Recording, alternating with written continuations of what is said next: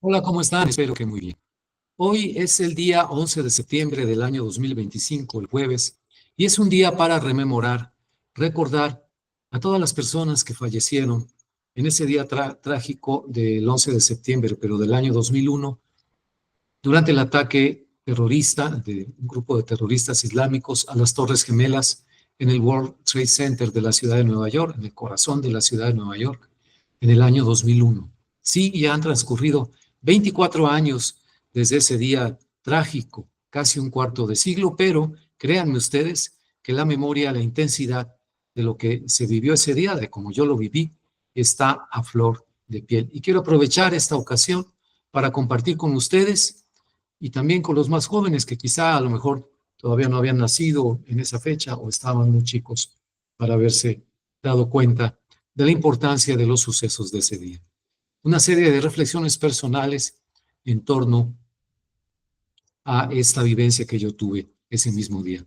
Antes que nada, bienvenidos a Mirada al Mundo, un espacio de opinión editorial. Les habla Rogelio Ríos Serrán, periodista independiente de Monterrey, Nuevo León, México, que vive y trabaja en la Sultana del Norte, la hermosa Sultana del Norte, acompañado de mi taza de café. Como siempre, hablaremos hoy sobre el 11 de septiembre del año 2001.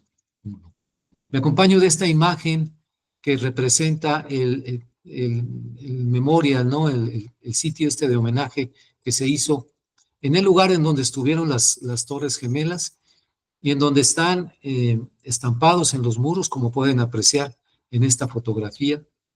Voy a hacerla un poco más grande. Aquí está. Pueden apreciar que están inscritos los nombres de las personas que pudieron ser identificadas entre los restos de las Torres Gemelas. Vale decir que hubo también un número indeterminado de personas cuyos restos no fueron encontrados. Depende del lugar en donde murieron, tal vez la intensidad del fuego, del incendio, consumió por completo sus restos. No sabemos. Entre ellos desafortunadamente, una cantidad de mexicanos. Muy bien, comencemos. Estaba yo ese día, el 11 de septiembre del 2001. Aquí en casa había salido yo a caminar a un parque cercano en compañía de mi perro, un perro husky que tenía entonces, el Billy, y que necesitaba mucha actividad, lo sacaba 2 o 3 veces al día a caminar.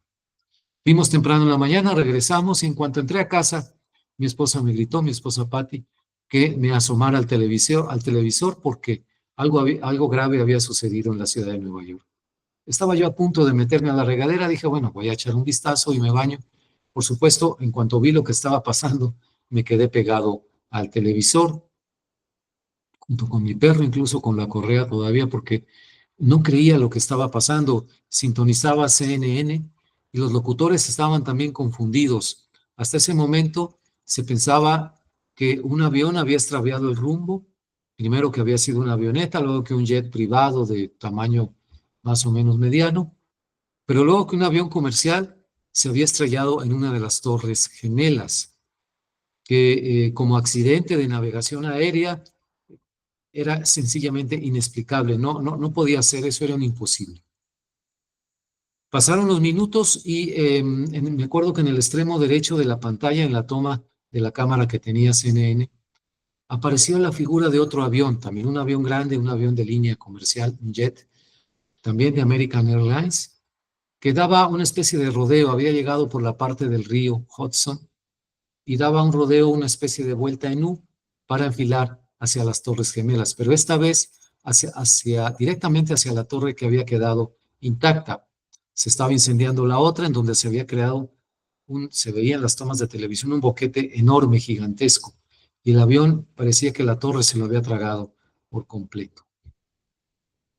Cuando sería mi sorpresa y aumentara la sorpresa que ya sentía, el hecho de que sí, en efecto, el avión iba directo a la torre y se estrelló en la segunda torre. Entonces el efecto fue de shock. Ya ahí la narrativa de los locutores cambió para describir todo como un ataque directo, un ataque terrorista a los dos edificios, a las Torres Gemelas del World Trade Center. Llegó información también en ese momento de que se sospechaba que había varios aviones en vuelos secuestrados que se dirigían hacia otros objetivos. Y se estaba ya lanzando la alerta de emergencia nacional para prevenir a los ciudadanos de Nueva York y de todo Estados Unidos que había aviones amenazantes en el aire que podrían atacar blancos civiles. No se sabía en dónde, en qué ciudad, en qué parte de Estados Unidos. Y se empezó a emitir la alerta de restringir el espacio aéreo para la aviación civil, prohibirla totalmente, que fuera solo disponible para la aviación militar.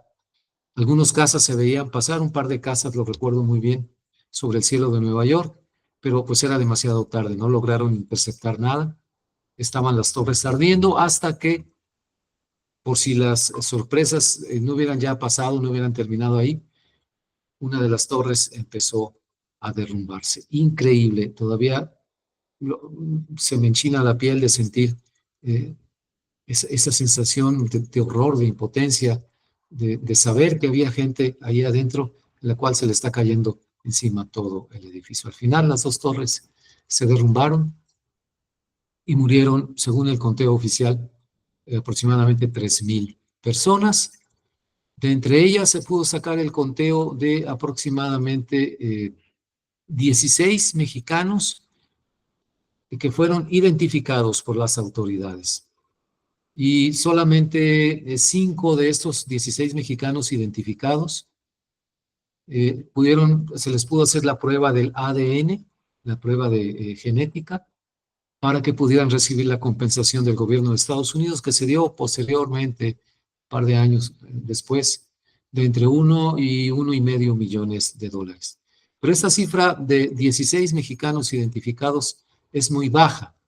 Después, por cuestiones de reportajes periodísticos, de testimonios de personas, se supo que muchos familiares, muchos de muchachos y muchachas que trabajaban en las torres, en los restaurantes, en los servicios, o incluso en algunas de las oficinas establecidas ahí, no quisieron reportar la desaparición de su familiar por temor a sufrir represalias, debido a que el estatus migratorio era de indocumentado. Imagínense ustedes esta doble tragedia para estas personas, no solamente perder a un familiar, sino ni siquiera poder buscarlo, saber si se recuperaron o no los restos, por este temor profundo a las represalias, a las deportaciones. Bueno, así estuvo ese día y después se cerró la frontera entre México y Estados Unidos totalmente. Esto duró prácticamente todo ese día. Al día siguiente se empezó a abrir para ciudadanos americanos, mexicanos que tuvieran ya la residencia en Estados Unidos, pero el tráfico comercial estuvo cerrado, por lo menos hasta el día siguiente, en lo que se sabía que estaba sucediendo en los Estados Unidos. Entonces, el cielo de Estados Unidos sin ningún avión civil, estamos hablando de una nación en donde hay miles y miles de vuelos al día, se les ordenó a los aviones que iban en ruta buscar el aeropuerto más cercano, aunque fuera en una ciudad más pequeña, para aterrizar ahí y que entonces los pasajeros se transportaran a sus ciudades de origen mediante sus propios medios. La frontera cerrada, el espacio aéreo limitado a usos militares y todavía duró la tensión 1 hora o 2 más hasta que se supo del avión que se estrelló en el Pentágono y del avión que se estrelló en el suelo en territorio de Pensilvania, en una área rural, por acción de los pasajeros que pudieron entrar a la cabina, en donde los pilotos terroristas árabes de Arabia Saudita, habían tomado el control del avión, forcejearon con ellos, lucharon e impidieron que el avión llegara a su destino. No se sabía exactamente dónde, se dice que probablemente el destino era estrellarse, impactarse contra la Casa Blanca, que la hubiera destruido por completo. Y estos aviones del vuelo 93, el de Pensilvania, los pasajeros que se organizaron y lucharon y contraatacaron a los terroristas, pues son considerados como unos héroes en Estados Unidos. Muy bien, hasta aquí dejo la memoria de este día del 11 de septiembre del 2001. Tengo más recuerdos, por supuesto, pero no quiero entretenerlos demasiado. Elevemos todos una oración según la religión de cada quien, o pedir las bienaventuranzas por aquellos que fallecieron ese día trágico, entre ellos muchos mexicanos, personas de toda América Latina, realmente de todas partes del mundo. Sabemos que la ciudad de Nueva York es una especie de metrópoli universal, ya superó el estatus de una ciudad norteamericana para convertirse en una metrópoli de carácter mundial. Bueno, muchas gracias por acompañarme. Les habló Rogelio Ríos Serrán, aquí en Mirada al Mundo, un espacio de opinión editorial. Nos vemos en la próxima. Hasta pronto. Voy a detener la grabación. Ay.